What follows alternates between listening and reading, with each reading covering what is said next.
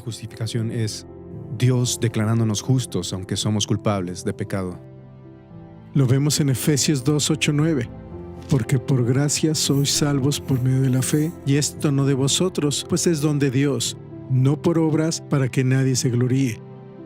Así que esta es la gran línea divisoria entre el cristianismo bíblico durante la Reforma y la religión católica romana.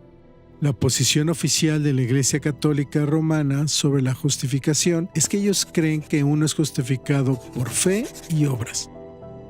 De hecho, en el Concilio de Trento, conocido también como la Contrarreforma, emitieron un anatema. Si alguno creyera que está justificado solo por fe, quedaría condenado por el anatema del Concilio de Trento. Así que la Iglesia Católica Romana se opuso y maldijo severamente a aquellos que sostenían una verdad bíblica.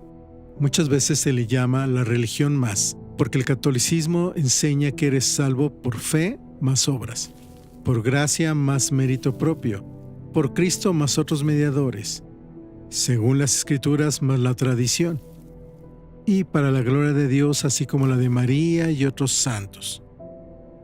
Cuando miras el plan de salvación de los católicos, es una salvación de obras y sacramentos. En el plan de salvación de los católicos romanos, el bautismo limpia al niño del pecado original. Y ese es el sacramento de la regeneración y también de la justificación. Los inicia en ese plan, en ese camino. Sin embargo, a lo largo del camino pueden cometer pecados veniales que los sumergen otra vez en el fondo. Y Dios no quiera que cometan un pecado mortal que los separa completamente del plan de salvación. Entonces debe recibir los sacramentos. Debe confesar sus pecados a un cura, que es el sacramento de la penitencia. Y luego debe ser rejustificado haciendo buenas obras. Penitencia. Y una vez que es rejustificado, debe mantener su salvación mediante los sacramentos. Y así, al final, si hay suficiente gente rezando por él y si pasan el tiempo suficiente en el purgatorio, quizás podrían ir al cielo. Como llegan al cielo depende de lo que hagan y no lo que Cristo hizo. Pero la Biblia enseña, ahora pues ninguna condenación hay para los que están en Cristo Jesús, que cuando pones tu fe en Cristo, la obra ya está hecha. Él te salva totalmente, completamente, perfectamente, y aunque sí, pecamos y podemos arrepentirnos, el sacrificio de Cristo ya ha pagado esos pecados. Así que hay seguridad de que Él ya nos salvó, nos arrancó del mundo y estamos en la palma de su mano y nadie puede quitarnos de su mano. Y por eso los reformadores proclamaron las 5 solas, que somos salvos solo por gracia, solo por fe, solo en Cristo, según la sola Escritura, para la gloria de Dios solamente. Ese mensaje siempre ha encontrado oposición. Y el Concilio de Jerusalén, que leemos en Hechos, trató este mismo tema. Los rabinos y los judaizantes le decían a los cristianos que Dios los iba a aceptar por su gracia mediante la fe y el mantenimiento de las leyes ceremoniales. Circuncidarse, lavarse las manos, seguir las leyes alimenticias, y toda la iglesia aceptó, sintetizando las afirmaciones del apóstol Pedro, que esa no era la buena noticia, ese no es el evangelio. Jesús no vino a hacer posible la salvación para los que hacen su parte, vino a lograrla para darla libremente a su pueblo.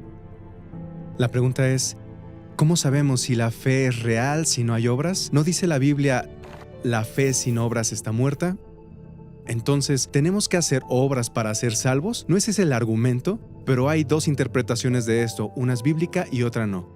La visión católico-romana de la salvación y cualquier otro sistema basado en obras pone las obras en la raíz y dice que las obras más fe en Jesús es lo que da salvación. Pero la Biblia enseña que no son la raíz, sino el fruto, que la fe solo en Jesús es lo que salva, y una vida que ha sido salvada, un corazón santificado, regenerado, produce fruto, el fruto de buenas obras. Entonces, sabes que alguien es salvo por su fruto, pero el fruto no es la razón por la que es salvo por Dios, por la gracia, mediante la fe en Cristo. Verás, el cristiano es la única persona, el verdadero cristiano, que puede decir que irá al cielo sin ser engreído. ¿Por qué? En otras religiones, ¿cómo vas al cielo? Siendo bueno, ganándotelo.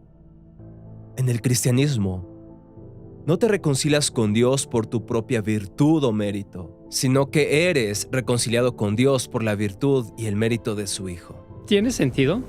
Tiene mucho sentido. Augusto, si murieras hoy, ¿qué edad tienes? 19. Si murieras hoy y Dios te diera justicia, terminarías en el infierno. Y hay dos cosas que debes hacer para salvarte: arrepentirte y confiar en Cristo. ¿Cuándo harás eso? Casi de inmediato. ¿En serio? Sí, en serio. Evangelion. La palabra griega para evangelio viene de las buenas noticias de victoria que traería un mensajero a la capital, que la victoria se había obtenido en el campo de batalla y todos festejarían. Saber que no habían perdido la guerra, sino ganado, transformaba la vida de todos en la ciudad. Pero claro, no eran ellos los que estaban afuera en las trincheras. De la misma manera, Jesús dice: he conseguido la salvación. No vengan y ayúdenme a salvar el mundo, sino yo lo he conseguido. Básicamente la ley dice: haz. El Evangelio dice: está hecho. El Evangelio no es ¿qué haría Jesús? Ahora veías lo mismo. El Evangelio es ¿qué ha hecho Jesús? Ahora créelo. Esta distinción entre la ley y el Evangelio es lo más importante que debemos recordar. Y es una de las cosas que estamos olvidando. El patrón de Dios es siempre asegurarse de que sabemos que la relación viene antes de la obediencia. No tenemos una relación con Él porque obedecemos. Obedecemos porque Él creó una relación con nosotros. Esto queda claro una y otra vez en la Biblia. Antes de dar los mandamientos, Dios le dice a su pueblo: yo soy tu Dios que te saqué de Egipto, de casa de servidumbre. Ahora, obedéceme. Es crítico entender que no dijo: si me obedecen, los sacaré de Egipto. No, los he redimido. Este es el sendero seguro para que anden. Este orden no solo está en el Antiguo Testamento. Básicamente todo el Nuevo Testamento lo sigue también. En general, la primera parte de las cartas de Pablo, Juan, Pedro dicen: esto es lo que Dios ha hecho en Cristo, así es como te salvó. La segunda parte dice: así es como deberías responder. Los mandatos morales que debemos obedecer son como las vías para el tren. Mientras el tren avance, ese es el camino que deberían seguir, pero el Evangelio es el motor y la gasolina que hace que se mueva. Entonces, no le hace bien ni al cristiano ni al no cristiano que le digan: aquí están las vías, ahora avanza. Si no tienen gasolina, si no tienen motor, solo serán un tren atorado. Creo que hay muchos cristianos hoy en día que son trenes parados a los que se les dice: avanza, pero no se les da ni un motor ni gasolina para que se muevan.